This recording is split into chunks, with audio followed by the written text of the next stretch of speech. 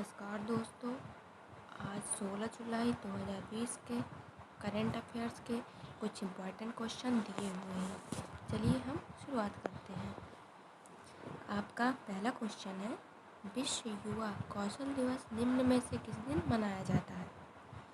आपका सही जवाब है 15 जुलाई। यहाँ पर हम आपको बता दें कि प्रतिवर्ष 15 जुलाई को अंतर्राष्ट्रीय स्तर पर विश्व युवा कौशल दिवस मनाया जाता है। विश्व युवा कौशल दिवस पहली बार 15 जुलाई 2015 को विश्व स्तर पर मनाया गया था। यह जीवन तथा कार्यों में युवा कौशल के महत्व के एजेंडे के साथ मनाया गया। इस दिन को हर साल युवाओं को कौशल विकास, स्किल डेवलप करने और उसके फ़ायदे के बारे में जागरूक करने के लिए मनाया जाता है। आपका अगला सवाल है, गूगल ने हाल ही में जियो प्लेटफॉर्म्स में कितने हजार करोड़ रुपए निवेश करने की घोषणा की है? आपका सही जवाब है 30,000 करोड़ रुपए। यहाँ पर हम आपको बता दें, गूगल जियो प्लेटफॉर्म्स में 30,000 करोड़ रुपए 4 अरब डॉलर निवेश करने जा रही हैं। ब्लूमबर्ग की ओर से जारी रिपोर्ट के अनुसार दोनों कंपनियों के बीच वार्ता अंतिम दौरे में पहुंच गई है। गौरतलब है कि मार्च से लेकर अब तक रिलायंस जियो में फेसबुक सहित दुनिया की बड़ी कंपनियों के करीब 1.18 लाख करोड़ रुपए निवेश किया गया है। अब गूगल भी जियो प्लेटफॉर्म्स में बड़ा निवेश करने जा रही है। गूगल ने हाल ही में कहा था कि वह भारतीय डिजिटल बाजार में अगले 5 साल में 75,000 करोड़ रुपए निवेश करेगी। आपका अगला क्वेश्चन है, हाल ही में किस राज्य सरकार ने बढ़ते कोरोना संकट के कारण 16 जुलाई से 31 जुलाई तक लॉकडाउन लगाने की घोषणा दी है? आपका सही जवाब है बिहार। यहाँ पर हम आपको बता दें, नीतीश सरकार ने कोरोना के बढ़ते मामलों को देखते हुए फिर लॉकडाउन बढ़ाने का फैसला किया गया है। बिहार के सभी जिला मुख्यालय, अनुमंडल और ब्लॉक मुख्यालय में 16 से 31 जुलाई तक लॉकडाउन रहेगा। इस दौरान रेलवे और विमान सेवा जारी रहेगी।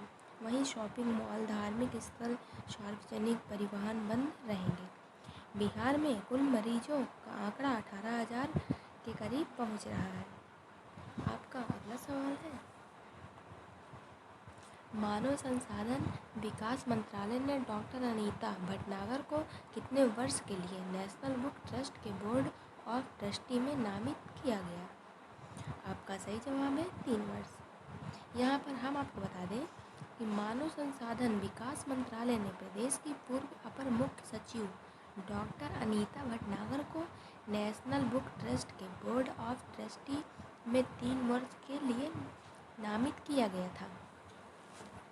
डॉक्टर अनीता भटनागर के अतिरिक्त देश के 13 अन्य लेखक व साहित्यकार बोर्ड में नामित किए गए। डॉक्टर अनीता भटनागर के अब तक 50 से अधिक विविध प्रकार के लेखन प्रकाशित हो चुके हैं। इनके द्वारा मुख्यतः बच्चों के लिए पर्यावरण व नैतिकता पर केंद्रित कहानियाँ लिखी गई हैं, जो इनके प्रशासनिक अनुभव पर आधारित है। आपका अगला सवाल है, बीसीसीआई ने पिछले हफ्ते राहुल जौहरी का इस्तीफा स्वीकार करने के बाद किसको बीसीसीआई का अंतरिम सीईओ नियुक्त किया है? आपका सही जवाब है हेमंत अमीन। यहाँ पर हम आपको बता दें, बीसीसीआई पूर्व सीईओ राहुल जौहरी ने पिछले दिनों में अपने पद से इस्तीफा दे दिया था। राहुल जौहरी को 2016 में बीसीसीआई के सीईओ के रूप में नियुक्त किया गया था, जब शशांक बनोहर निकाय के अध्यक्ष थे। हेमंत अमीन फिलहाल इंडियन प्रीमियर लीग आईपीएल के संचालन समिति में शामिल हैं। वे आईपीएल के सीओओ हैं। अमीन चर्चित इंडिया प्रीमियर लीग के मौजूद चीफ ऑपरेटिंग ऑफिसर हैं और 2017 से ही आईपीएल के ऑपरेशन का काम देख रहे हैं। आपका अगला सवाल है, छत्तीसगढ़ सरकार ने किस योजना के तहत किसानों से 2 रुपये प्रति किलोग्राम की दर से गोबर खरीदने को मंजूरी दी है? आपका सही जवाब है गोधन न्याय योजना। यहाँ पर हम आपको बता दें, छत्तीसगढ़ सरकार ने गोधन न्याय योजना के तहत गौपालक किसानों से 2 रुपये प्रति किलोग्राम की दर से गोबर खरीदने को मंजूरी दी है। इस योजना की शुरुआत राज्य में हरेली पर्व से होगी। राज्य में अब तक 5,300 गोठान स्वीकृत किए जा चुके हैं, जिसमें से ग्रामीण क्षेत्रों में 2,408 और शहरी क्षेत्रों में 377 गोठान बन चुके हैं, जहां से ये इस योजना की शुरुआत की जाएगी। इस योजना से जैविक खेती को बढ़ावा मिलने के साथ ही ग्रामीण और शहरी क्षेत्रों में रोजगार के नए अवसर, गौपालन एवं गौ सुरक्षा को प्रोत्साहन, खुली चराई पर रोक, द्विफसलीय क्षेत्र के विस्तार, साथ ही पशुपालकों को आर्थिक लाभ प्राप्त होगा। आपका अगला सवाल है, हाल ही में किस आईआईटी संस्था में शोध नामक एक अल्ट्रावायलेट सैनिटाइजिंग उत्पाद विकसित किया गया है? आपका सही जवाब है आईआईटी कानपुर। यहाँ पर हम आपको बता दें, आईआईटी कानपुर के शोध से तैयार मोबाइल की सहायता से चलने वाले डिवाइस शुद्ध कमरे में कोरोना वायरस जैसे नामक कीटाणु से मुक्त कर देगी। यूवी अल्ट्रावायलेट सैनिटाइजिंग उत्पाद होने से इसमें किसी प्रकार के केमिकल का प्रयोग नहीं किया गया था। शुद्ध में 15 वाट की 6 यूवी लाइट्स लगी हुई हैं, जिन्हें व्यक्तिगत रूप से दूरस्थ स्थान में ही नियंत्रित किया जा सकता है। प्रारंभिक परीक्षणों में यह साबित हुआ है कि अपने पूर्ण ऑपरेशन में यह डिवाइस करीब 15 मिनट में ही 10 × 10 वर्ग फुट के कमरे में कीटाणु रहित कर सकता है। आपका अगला सवाल है, हाल ही में सर्वोच्च न्यायालय के केरल तिरुवनंतपुरम में किस प्रसिद्ध मंदिर के प्रशासन में त्रावणकोर रियासत के पूर्ववर्ती शाही परिवार के अधिकारों को बरकरार रखा है? आपका सही जवाब है श्री पद्मनाभ स्वामी मंदिर।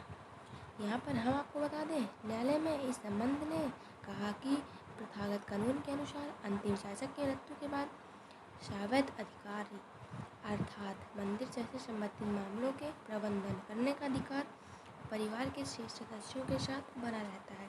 पद्मनाभ स्वामी मंदिर केरल के तिरुवनंतपुरम में स्थित भगवान श्री विष्णु का प्रसिद्ध मंदिर है।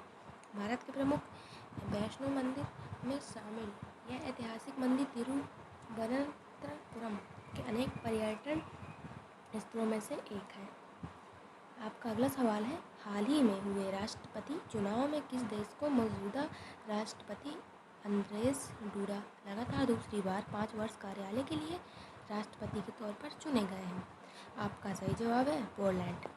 यहाँ पर हम आपको बता दें, पोलैंड की रूढ़िवादी विचारों वाले दल के अंद्रेस डूडा को चुनाव में कुल 50.21% मत प्राप्त हुए हैं, जबकि उनके निकटतम प्रतिद्वंदी को 48.79% मत प्राप्त हुए हैं। गौरतलब है कि पोलैंड मध्य यूरोप में स्थित एक देश है। यह पश्चिम में जर्मनी, दक्षिण में चेक गणराज्य और स्लोवाकिया, पूर्व में बेलारूस और यूक्रेन में तथा उत्तर में रूस और बाल्टिक सागर से घिरा है। पोलैंड की आबादी 38.5 मिलियन से अधिक है और लगभग 312 वर्ग किलोमीटर क्षेत्र में रहती है। आपका अगला सवाल है, जहाज रानी मंत्रालय को कोलकाता बंदरगाह में हल्दिया गोदी परिसर की 5 जेट्टी ने अग्निशमन की सुविधाएं लगाने हेतु कितने रुपए जारी करने की मंजूरी दी है? आपका सही जवाब है 107 करोड़ रुपए। यहाँ पर हम आपको बता दें, बंदरगाह पर मौजूद अग्निशमन सुविधा एलपीजी और अन्य पेट्रोलियम उत्पादों से निपटने का समर्थन नहीं करती है। यह तेल उद्योग सुरक्षा निर्देशालय OICSD ने निर्देशों के अनुसार सुरक्षा सावधानी नहीं रखता है, इसलिए बंदरगाह को आधुनिक अग्निशमन सुविधाओं के साथ उन्नत किया जा रहा है। स्थापित अग्निशमन सुविधाएं पेट्रो रासायनिक उत्पादों की आवाजाही को सुरक्षित बनाए रखेगी।